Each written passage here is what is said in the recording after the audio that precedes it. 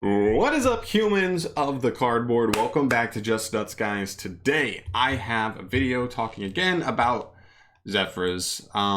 Listen, I've been playing this deck for a minute now, and it's been a blast. I'm playing the pure version. It's very control-y, but it has a ton of searching, a ton of really busted cards in it. If you literally read through the Zefra cards, you'll realize that there's like 6 or 7 like really crazy cards in the Zefra archetype. So, I highly recommend you do it if you like pendulums, or even if you don't like pendulums but you like cool control decks. This deck doesn't even really feel like a pendulum deck fully. Obviously, it still functions somewhat like that, but like it really isn't like a plus a ton and pendulum summon 5 and make an insane board. Half the time you're just pendulum summoning 1, and that's enough. So the deck has a lot of crazy stuff. I'm not going to really go through the main deck really that crazily, but more so I want to focus on the current metagame, because I keep telling people it's cool, and I'm like, I take this deck to my locals, and people are like confused. They're confused that I was like, what, 3-1 going into the last round, should have been 4-0 going into the last round. That was my fault, not the deck's fault. The deck literally performed to be 4-0 going into the last round last week, and people were confused at like why I'm even trying to play this deck. And it's hilarious to me because this deck actually like has really insane matchups versus like every deck in the game. So I have like the 6th probably most popular decks in the game right now. There might be a couple that are close, but just on the outside of these. But I want to talk about some of the matchups and really explain to you guys like why you should like have an eye on this deck. If you thought it was cool, if you think it's interesting, you shouldn't be afraid to try it out. One, it's super budget outside of trying to get your hands on Prosperity and maybe a Triple Tactics Talents. Like, other than those 2 cards, they're generic, and I'm not even playing here. I didn't play them last week. The deck still performed to a 4-1 level, barring my mistakes. And yeah, that seems pretty worth to me. So yeah, here we go. Starting off is Tri-Brigade, right? This seems to be the most popular deck in the metagame right now. There's a couple things here. Like, first and foremost, your basic play is Pendulum Summon Zephyrus, which means you can go a couple of different routes. Depends on what you already have in your hand. But if you don't have any other disruptive cards yet, I'm always grabbing 9 Pillars in that situation, because 9 Pillars pops Zephyrus to negate and shuffle something. And then when Zephyrus popped, he can search another card. So that's when you want to search Zephyr War, which will then be another disruption, because this card can activate from your hand, given that you have a 1 or 2 Zephyr monsters in your pendulum scales on your opponent's turn. So you add this, then you just have like an Omni-Negate plus a Drytron, which stops so many things, even Tri-Brigade. The only way they really play through Interruption is like you stop their normal summon and they have to have Karas. So right, they use Karas to extend, they have to have another Tri-Beast in hand as well, and then you just pop the Karas on summon. They like cannot play through that turn. They would have to have stuff to like bait out your back row. That's like really the only way they could do it in those situations. But if they're going second, that's like the only way they do it. Secondly, we have Divine Path, and we're going to keep coming back to this card. This card says neither player can special summon, period, except from hand or extra. So no graveyard, no Banish Zone, no straight from the deck, no from the Spell and Trap Zone, Outlich, or shade, anything that plays Shade Brigandine. So even like Phantom Knights get hurt a little bit more that way. And no tokens whatsoever. So any Halki Fibrax decks like Infernobles just cannot play through this card like at all. So where does that lead us? Again, Tri-Brigade Revolt. By the way, this is the best card in Tri-Brigade, so don't even try to talk to me about anything else being the best card in Tri-Brigade. This card cannot activate under Path. It summons from Grave and Banish. So yeah, like once you set a path, they literally don't have access to their best card in their entire archetype. And like I showed you before, if you can just get access to a 9 Pillars with a Zephyrus on the field, you're negating at least 2 attempts to like for them to try to play. Insane. And then you just rotate resources. You pen summon Zephyrus again on the next turn. He gets you another search for another disruption, and so on and so forth. And they just will not get back into the duel. So I think that's actually a pretty good matchup. Secondly, Drytron, okay? This is another one. Path on the field. No Drytrons can summon from Grave. They cannot ritual summon from Grave. They have to use the ritual spell to summon from hand. That cuts off so much, right? Like part of why Drytron Plus is so much is because they just want to put everything in Grave and then use all those effects in Grave to just like get a ton of resources. Like just plus a bunch. But in hand at most, they're break evens. They're not pluses at all. So Really nice there. So I think Path like limits them so much. If you have one, maybe two interruptions outside of Path, they cannot play through it. I will say, if they get to,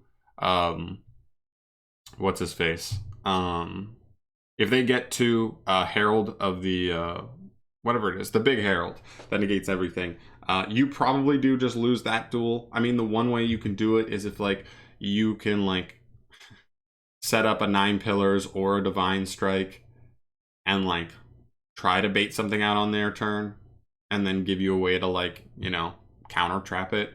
But even then they usually have backup for you and that could still be a problem. But you do technically have outs to it, all things considered. But mainly it's just like if you can set a path, like you're just gonna win.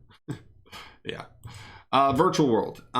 This one's an interesting one. This one may be the only one that I think might be like a little bit awkward. One thing I will say though is Lao cannot summon from grave. Shen doesn't really do anything to you. Crystal Wing doesn't really do a ton to you. You don't really care about monster negates. Same thing with Appaloosa, which is another reason why Tri-Brigade is not that scary. Appaloosa and the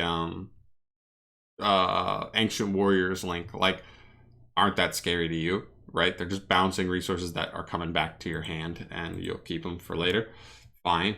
But yeah, Shen doesn't really matter that much to you. It can be an annoying recurring body, but other than that, it's not the craziest thing in the world.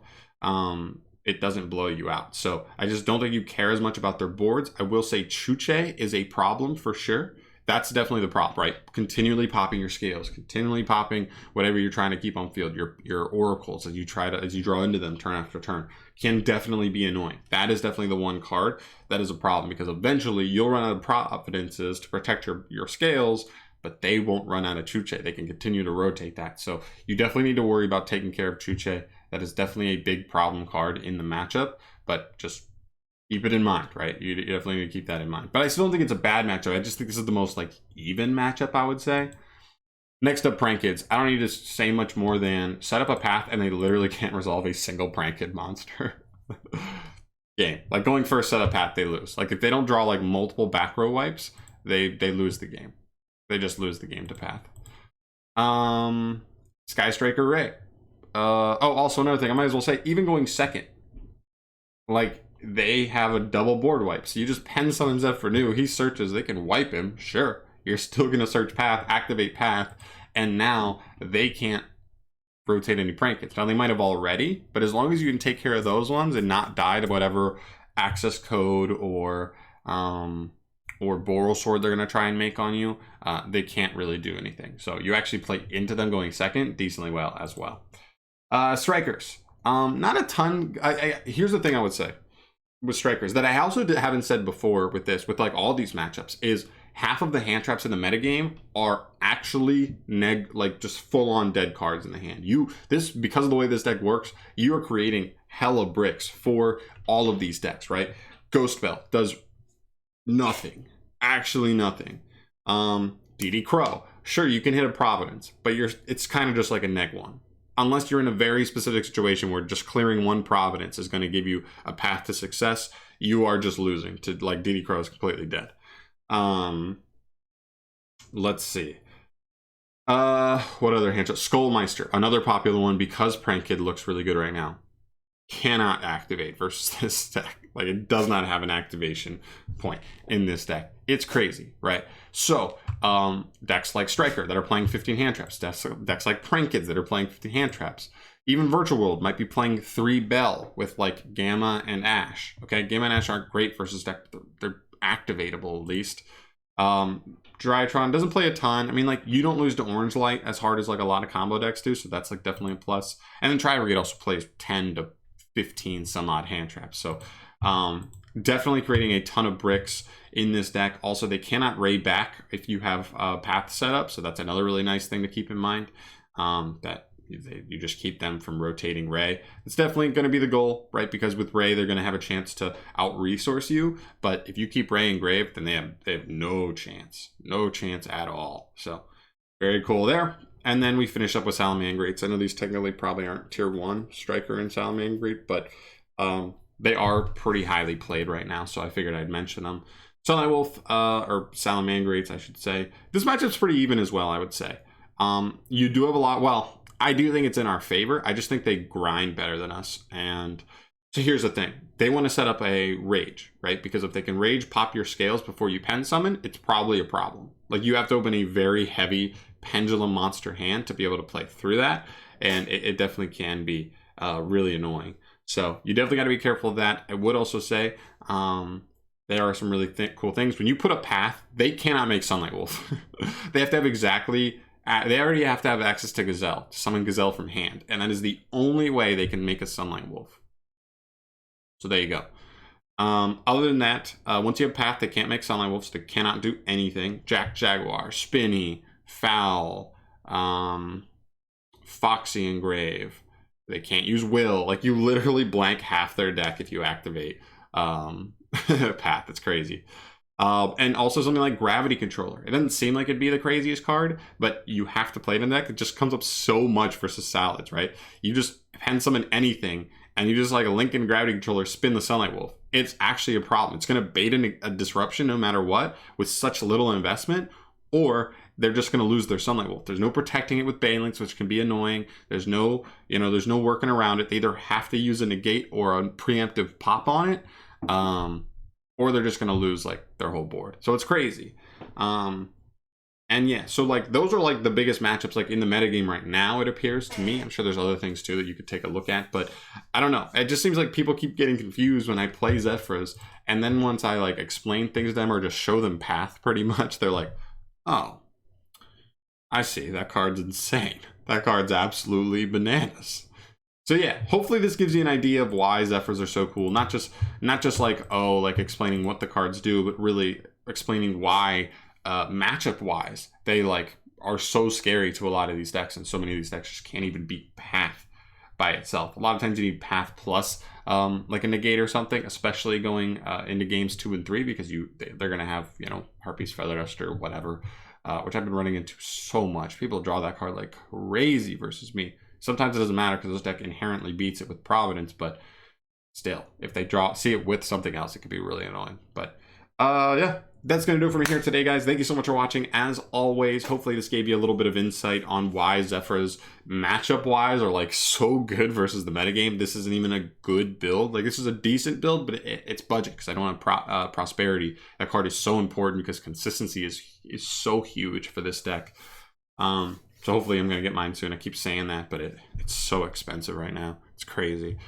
So yeah, I'm gonna get the hell out of here, guys. Thank you so much for watching. As always, subscribe if you want to see more stuff from me down the line. I'll see you in the next one. Peace.